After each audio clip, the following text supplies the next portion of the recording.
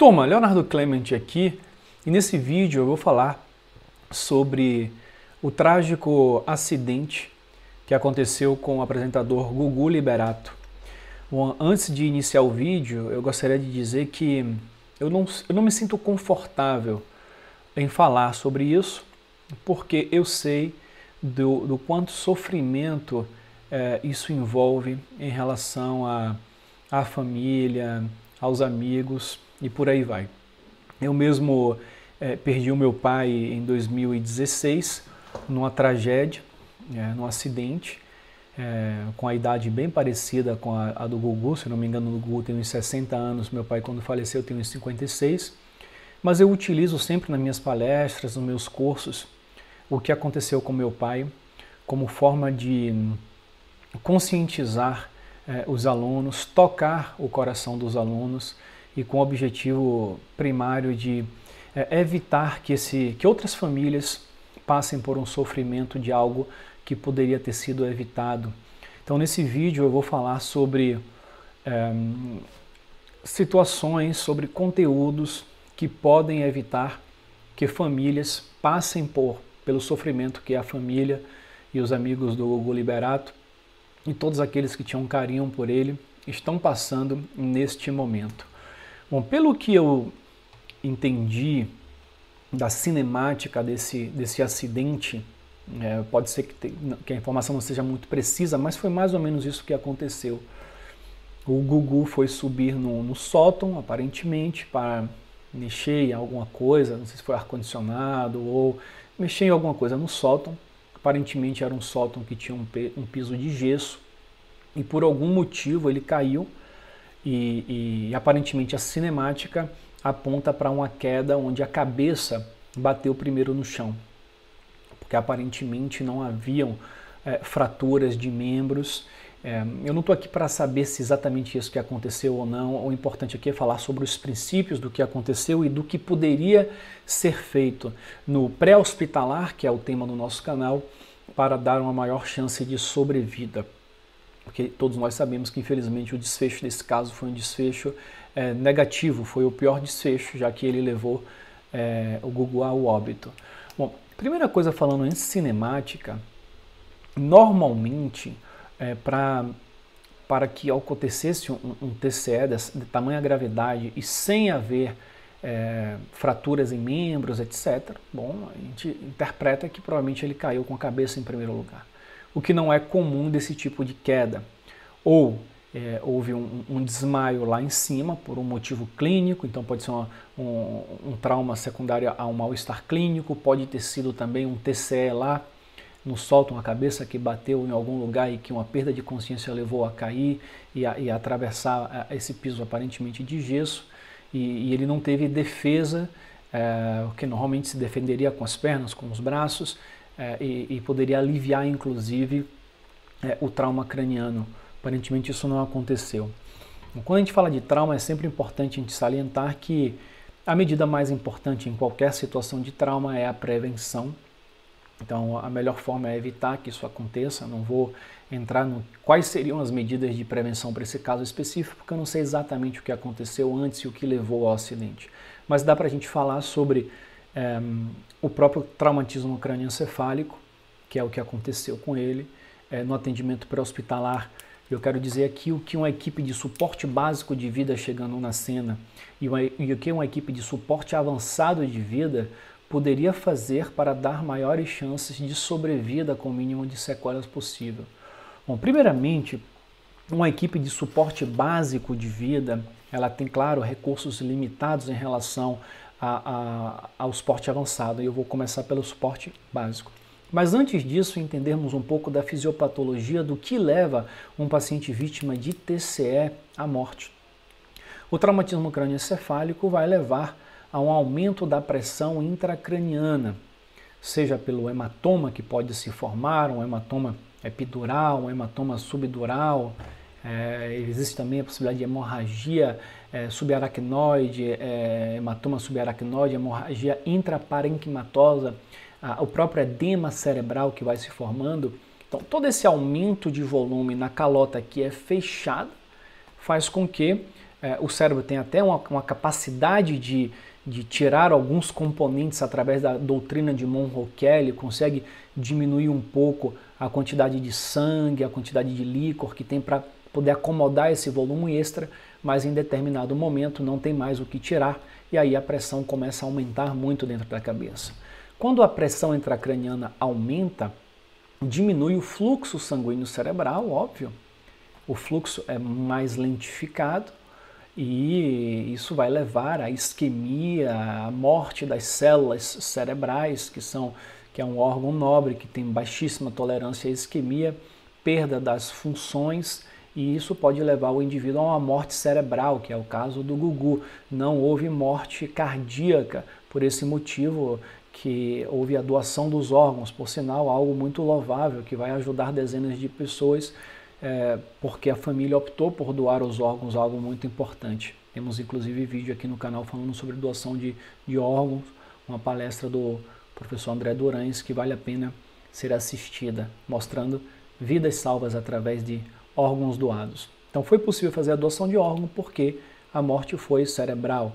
Chegou um momento que percebeu que as funções cerebrais não seriam mais compatíveis com a vida, daí o diagnóstico de morte cerebral, morte cefálica, mesmo tendo um coração bombeando o sangue e mantendo os demais órgãos do corpo perfundidos. Então essa é um pouco da fisiopatologia. E o que o suporte básico e avançado podem fazer no APH? Começando pelo suporte básico de vida. Bom, existem 3 coisas muito importantes que o suporte básico de vida tem que focar. Melhor dizendo, 4 coisas. A primeira coisa é não perder tempo na cena com esse paciente, porque é um paciente que vai precisar de uma intervenção avançada neurocirúrgica o mais precoce possível para aliviar a pressão intracraniana, drenando o hematoma. Então isso precisa ser o mais rápido possível. Por isso que existe aquela preocupação do scoop and run, que é pegar o paciente e levar, evitando perder tempo demais na cena, porque aí cada minuto perdido, cada instante perdido pode resultar em maior morbidade, maior mortalidade para esse paciente lá na frente. Mas tem 3 coisas que são importantes além dessa questão de tempo de permanência na cena.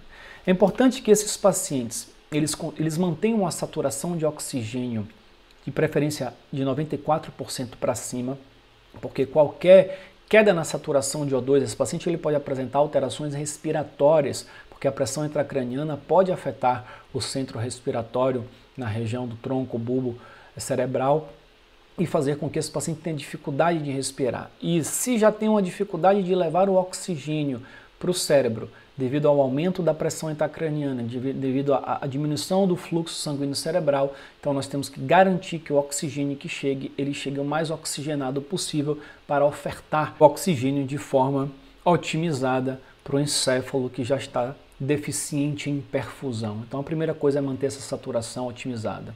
Então, para isso, existem diversos dispositivos de vias aéreas que podem ser utilizados pelo suporte básico de vida, indo de máscaras de alto fluxo, não inalantes, dispositivos de abertura das vias aéreas, como a cânula orofaringe, a cânula de Guedel, cânula de Berman. Eventualmente, esse paciente ele pode precisar de ventilação por pressão positiva se ele perder o drive respiratório. Então, isso pode ser feito com um dispositivo bolsa, válvula, máscara, um ambu com reservatório acoplado a uma fonte de O2 para garantir uma boa oxigenação desse paciente. Então, essa é uma medida que o suporte básico pode fazer.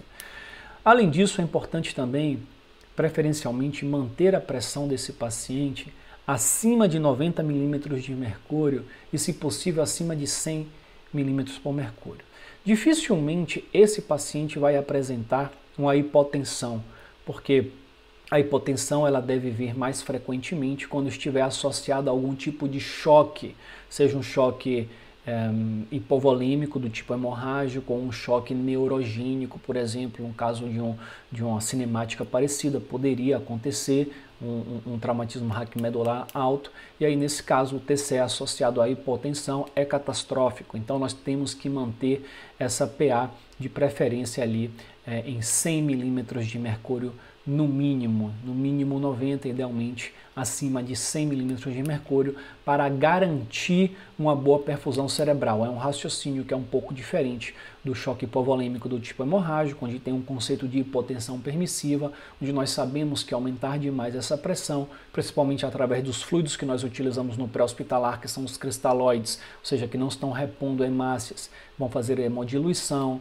vão piorar a tríade letal, a coagulopatia, a própria hipotermia, acidose, a hipotermia porque nós não utilizamos esses fluidos aquecidos. Então, a hipotensão permissiva é muito importante. Mas no caso do TCE, nós precisamos sim aumentar essa pressão porque melhorar a perfusão cerebral para esse tipo de paciente que está com a pique aumentada é uma medida muito importante. Então, o suporte básico poderia eventualmente ali, através de acesso venoso e reposição volêmica inicial, se o paciente tivesse uma situação dessa de choque com hipotensão, já começar a tentar manter essa pressão um pouco mais elevada.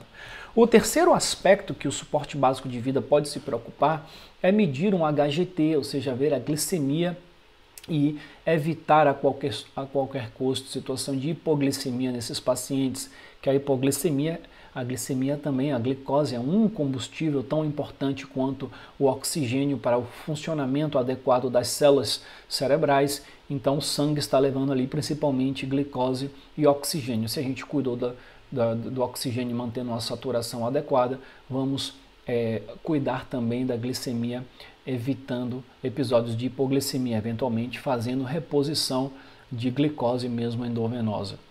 Então, esses são os 4 pontos importantes do suporte básico de vida. Não perder tempo na cena, manter uma boa saturação, uma pressão adequada e níveis de glicose adequados.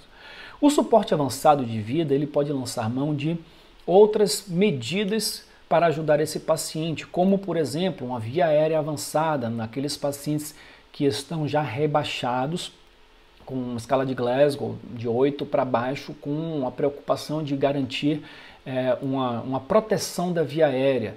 Um paciente que está inconsciente pode ter um reflexo de vômito, pode vir a broncoaspirar, isso piorar o prognóstico do paciente. Mas levando em conta que existe o equilíbrio entre a perda de tempo na cena, porque esse paciente ele precisa de um transporte rápido para um tratamento definitivo. Então essa intubação orotraqueal, idealmente, ela não deve demorar tanto. Idealmente ela deveria ser uma intubação induzida por droga, chamada de sequência rápida, mas que não atrase, uma dificuldade grande em conseguir essa via aérea. Talvez deva ser pesada se vale a pena realmente conseguir essa via aérea ou se vale mais a pena levar para o hospital sem perda de tempo.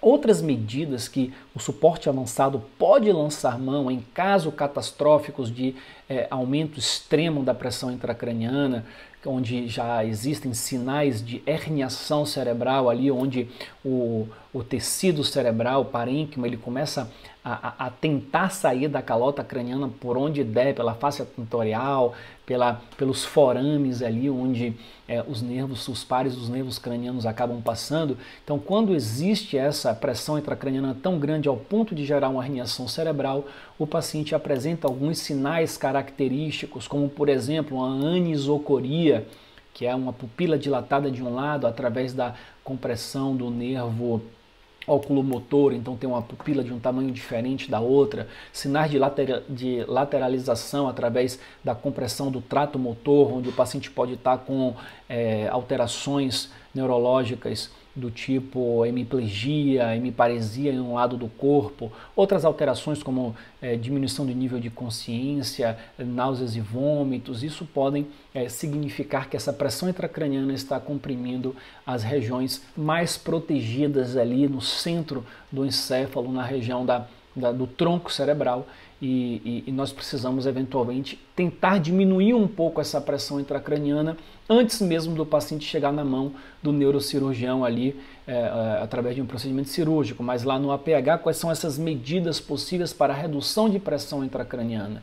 Então existe a discussão da hiperventilação controlada, que é algo que tem que ser feito com muito cuidado, de forma controlada, preferencialmente guiada por uma capnometria, uma capnografia, tentando manter ali entre 30 e 35 milímetros de mercúrio, é o que tem sido recomendado, então com períodos não de forma contínua, porque a hiperventilação ela pode levar a uma vasoconstricção cerebral e piorar ainda mais a isquemia. Então a gente está jogando com uma coisa que tenta trazer um benefício em uma situação extrema, mas que ao mesmo tempo nós sabemos que a vasoconstricção ela pode também piorar o paciente, por isso que não dá para fazer uma hiperventilação de forma indiscriminada, às cegas, como medida desesperada, porque a gente pode estar piorando o paciente. Então é uma discussão realmente para equipes avançadas que sabem o que estão fazendo e fazer com bastante critério.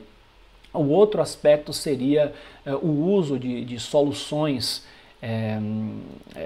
hipertônicas ou o próprio manitol, com o objetivo de aumentar a osmolaridade do sangue e fazer com que esse sangue, com a osmolaridade maior do que o parênquima, do que o tecido edemaciado cerebral, consiga puxar um pouco desse líquido para tentar diminuir o edema cerebral e, consequentemente, diminuir a pressão intracraniana. Então essa é uma medida que o suporte avançado também pode lançar mão em casos extremos de TCE no pré-hospitalar, com o objetivo de entregar esse paciente em melhores condições para que o neurocirurgião possa fazer o tratamento definitivo e tentar preservar a maior quantidade possível de neurônios, para que, caso esse paciente sobreviva com a menor quantidade de sequelas neurológicas possível, ou que esse paciente tenha uma chance de sobreviver.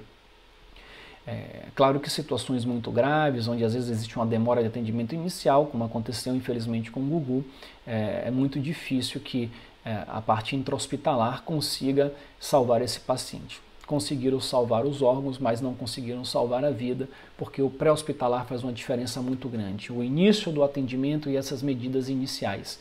A gravidade do trauma também, às vezes, é uma fatalidade que não há atendimento capaz de salvar um paciente. Não dá para a gente saber exatamente o que aconteceu, mas fica aqui nesse vídeo essa discussão de um caso midiático, onde todos ouviram falar, onde eu aproveito o momento de interesse pelo assunto. Eu relutei um pouco em gravar esse vídeo, por isso que eu demorei mais, mas de repente é uma oportunidade de conscientizarmos e trazer essa informação para os colegas que acompanham o canal e poder refletir e tomar as melhores decisões, sabendo que nós precisamos ganhar tempo e manter esses hormônios, esses neurônios, melhor dizendo, com a melhor oxigenação possível, a melhor perfusão possível, o melhor aporte de glicose possível para ele e chegar rápido na mão do neurocirurgião para um tratamento definitivo.